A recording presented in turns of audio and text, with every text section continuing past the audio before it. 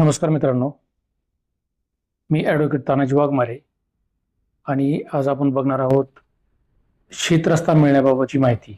सध्याच्या काळामध्ये शेतरस्ते अतिशय अपुऱ्या प्रमाणात पडत आहेत.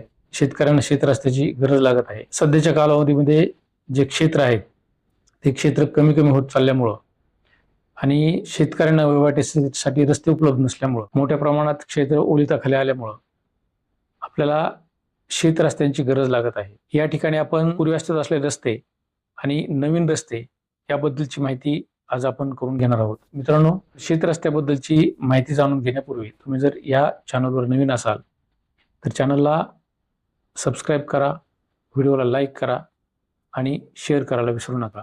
तसंच आपल्याला याशिवाय इतर कुठल्या विषयावर माहिती जाणून घ्यायची असेल तर कमेंट बॉक्समध्ये राईट डाऊन करा. आता शेतरस्ता मागणीचे जे प्रकार आहेत ते दोन प्रकार आहेत.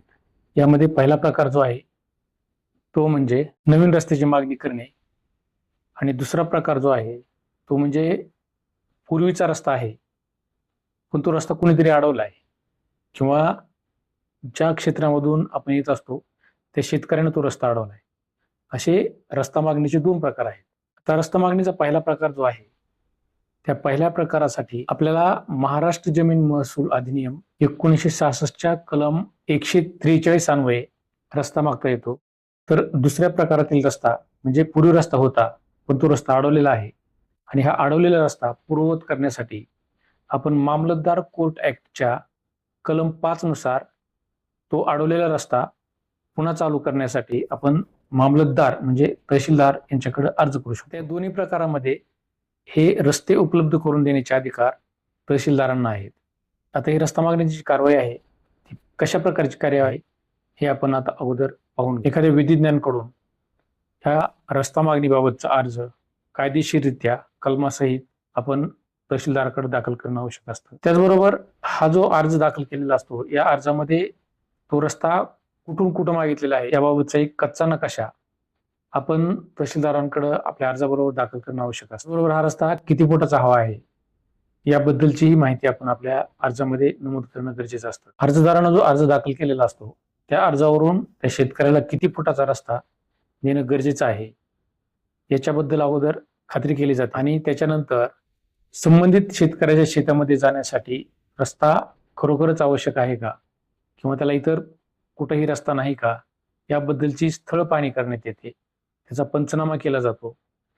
ज्या अर्जदार म्हणजे अर्जदार आणि जे इतर ज्यांच्या शेतामधून रस्ता मागलेला असतो त्या गैर अर्जदारांना नोटिसा काढलेल्या असतात आणि ते तारीख देऊन त्या दिवशी पंचनामा केला जातो, तिथली स्थळ पाहणी केली जाते. त्याचबरोबर त्या क्षेत्रामध्ये जाण्यासाठी जवळचा मार्ग कुठला आहे याबद्दलही चौकशी केली जाते. तो पंचनामा केला जातो. त्या पंचनाम्यात त्याबद्दलची ज्या गोष्टी आहेत मंडळ अधिकारी किंवा तत्सम अधिकारी जे असतात ते तत्सम अधिकारी त्याविषयी त्या स्थळपाणी अहवालामध्ये किंवा त्या पंचनाम्यामध्ये त्या गोष्टींचा उहापोह करतात. तसंच ज्या शेतकऱ्याने रस्ता मागितलेला आहे तो बांधावरून आहे का याबद्दलही पाहणी केली जाते किंवा त्या ठिकाणी पूर्वी जुना रस्ता होता का याबद्दलही पाहणी करण्यात येते. त्याचबरोबर अर्जदाराला जो रस्ता देण्यात येणार आहे त्या रस्त्यामुळे इतर शेतकऱ्यांचं नुकसान होणार आहे का किंवा त्या शेतकऱ्यांचं कमीत कमी कसं नुकसान होईल याबद्दलची ही काळजी तहसीलदारांकडून घेतली जाते.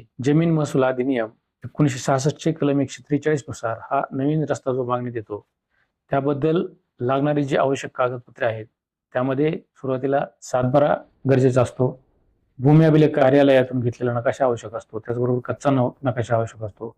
त्याचबरोबर शेजारच्या शेतकऱ्यांचे सातबारे आणि त्या शेतकऱ्यांची नावे, त्यांचा मोबाईल नंबर आणि त्यांचा पत्ता या गोष्टींची आवश्यकता असते. त्याचबरोबर त्या शेतजमिनीबद्दल त्या रस्त्याबद्दल न्यायालयामध्ये काही वाद असतील तेही पाहिलं जातं. त्यामुळं त्या संबंधित शेतकऱ्याची जे कोर्टामध्ये प्रकरणे असतील त्याबद्दलची जी न्यायालयीन कागदपत्रे आहेत, सर्टिफाईड कॉपीज आहेत, त्या कॉपीज पण आपण त्या अर्जासोबत जोडणं आवश्यक असतं.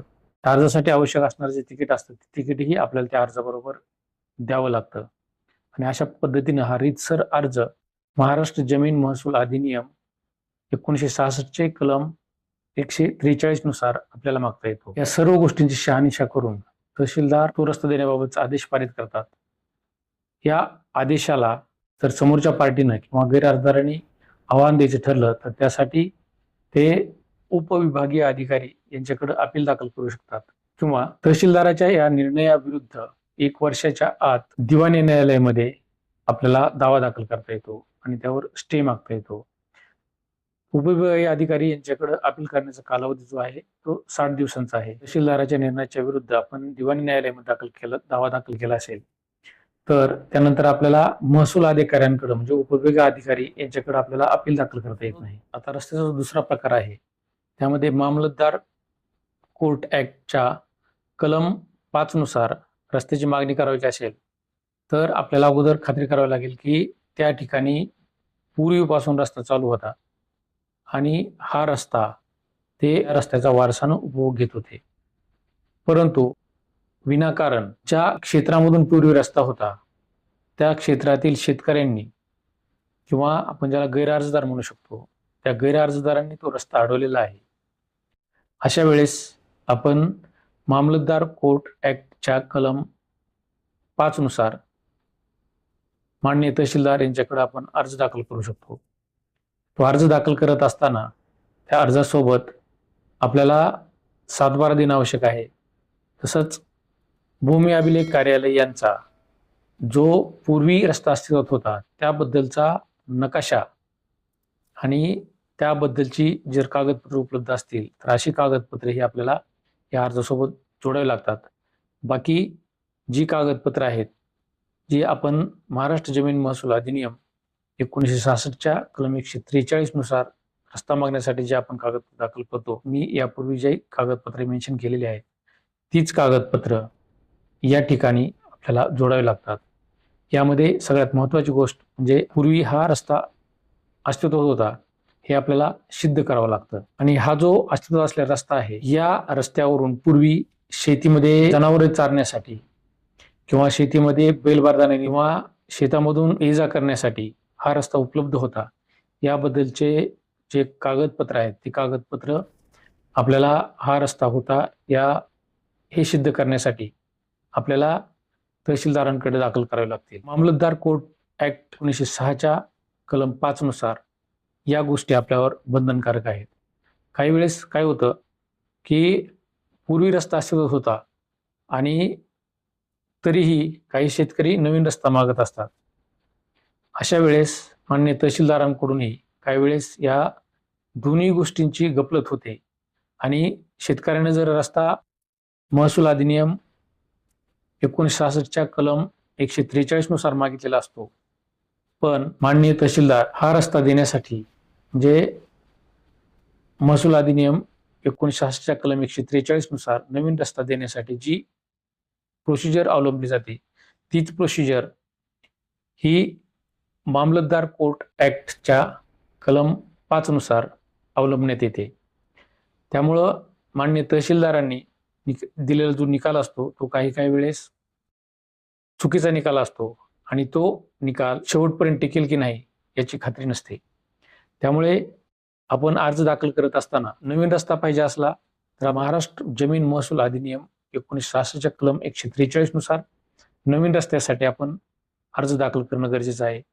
आणि जुना रस्ता जर आपला अस्तित्वात असेल आणि त्या रस्त्यावरून येण्या जाण्यासाठी आपल्याला जर त्या क्षेत्रातील शेतकरी किंवा जे आपण त्याला गैरअर्जदार म्हणतो ते जर रस्ता अडवत असतील किंवा विनाकारण तो रस्ता अडवलेला असेल तर यासाठी आपल्याला मामलतदार कोर्ट ऍक्टच्या कलम 5 नुसार रस्त्याची मागणी करणं गरजेचं असतं.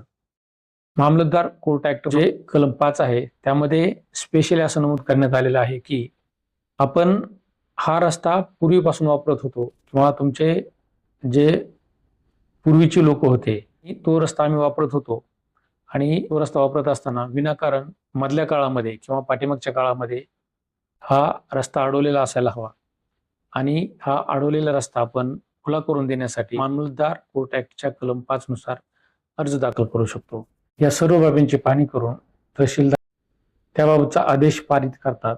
मामलतदार कोर्ट ऍक्ट कलम 5च्या संबंधामध्ये माननीय उच्च न्यायालय मुंबई यांनी एक असा आदेश पारित केला आहे की इन नंदाज case cited supra also the entry made as Wajid ul Arz was considered, and after considering the village record in the form of Wajid ul Arz, this court had decided second appeal number 89 of 1979 to hold that entries in Wajib ul Arz are made final and conclusive.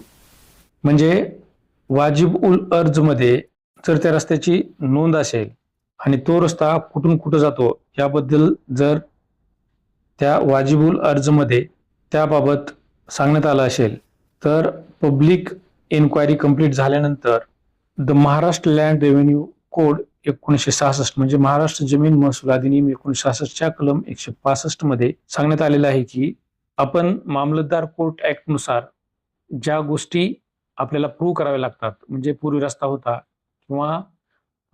रस्ता होता आणि त्या रस्त्यावरून आम्ही जात येत होतो, त्याचबरोबर हा रस्ता अडवण्यात आलेला आहे, या गोष्टी सिद्ध करण्याची गरज या वाजिब उल हर्ज यामध्ये जर त्या रस्त्याची नोंद असेल तर त्याबद्दल अशा काही गोष्टी आपल्याला सिद्ध करायची गरज नाही. तर ही होती माझ्याकडून शेत रस्त्याबद्दल माहिती. मित्रांनो, ही माहिती तुम्हाला कशी वाटली याबद्दल कमेंट बॉक्समध्ये राईट डाऊन करा. व्हिडिओला लाईक करा, चॅनलला सबस्क्राईब करा. धन्यवाद.